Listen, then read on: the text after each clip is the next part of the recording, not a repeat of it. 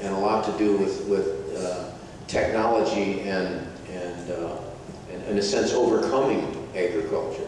Agriculture is a minor aspect of it. It doesn't mean, in my judgment, that we'll be able to shut ourselves away. This isn't lost.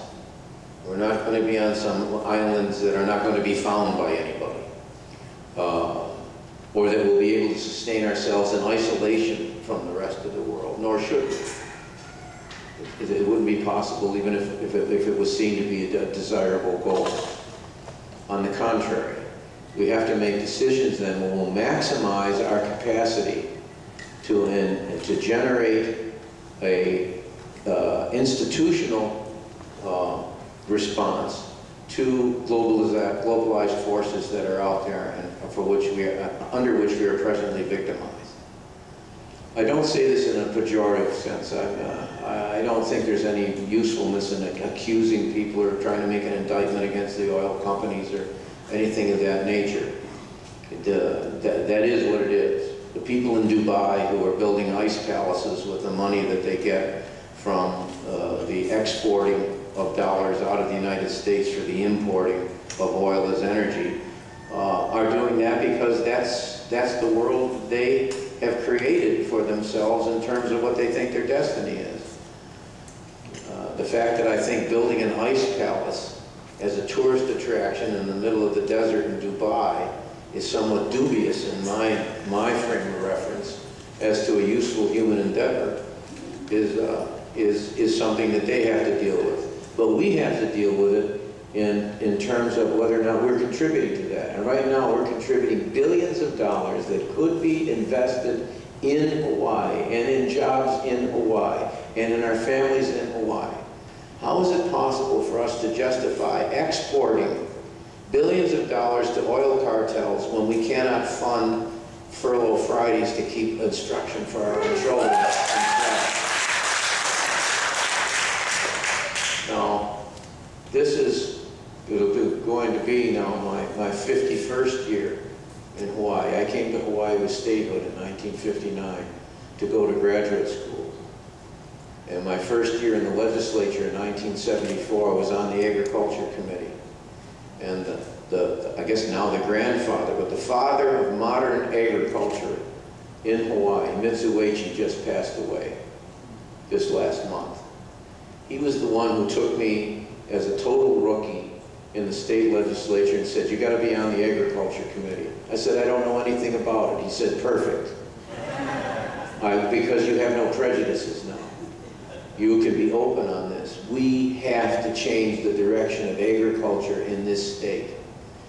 It's not a condemnation of the old models of the sugar plantation or the pineapple plantations. It's just that change is coming, and they will not be able to sustain themselves for much longer. Maybe another 25 years or so, and that'll be, look what, that's just about what the time was. We have to have an alternative models. We have to become as self-sustaining as we can. I'm sorry to report to you, we are importing more food now than we did when Mitsuichi put me on the Egg Committee in 1975. That should tell us something, that we have been, in a sense, spinning our wheels in terms of putting into effect the kinds of policies we need to achieve food sustainability. Now, I hope I'm making clear that this is not some romantic notion on my part. The folks who, some of whom are sitting right here tonight, who are affected by the closing of Maui Land and Pine, affected by what was, in my judgment, essentially the official end of the era of plantations of 19th and 20th century, was yesterday here on Maui, when the equipment from the pine activities went on the auction block. That was the end of an era. Now, are we supposed to just fall down in front of that and say to everybody who devoted their professional lives, their families' lives, their personal work efforts, oh, that's all over, too bad for you, you're on your own? When we have the agricultural land, when we have the blessings of nature here in abundance that exists nowhere else in this combination anywhere in the world, in terms of geothermal, in terms of OTEC, in terms of wind, in terms of solar, in terms of growing biofuels. There is a combination here in these islands that strikes other people as almost incredible, that you could have this combination of sources for energy available and not make the commitment to work with and invest in those elements that are available to us to sustain ourselves as much as it's humanly possible on an independent basis from the world cartels in energy production. If we don't do it, as I say, I'm presenting this as a hard-nosed proposition. This is not some romantic vision that I or you have. This is not some starry-eyed contemplation about wouldn't it be wonderful if we could all somehow magically transform ourselves into an energy efficient and self-sufficient state. On the contrary, I think it's an absolute necessity if we're going to survive. If we don't do it, then what we're saying is, okay, whatever the world forces are, whatever the world markets are, they will control our destiny, and we will simply not even respond to it, but be in effect the victims of it. Whatever they want to do to us, that's what's going to happen. And what will happen in those circumstances, I believe, is the following. The working middle class, blue collar and white collar in this state is going to be driven right to the margin and essentially out of sight.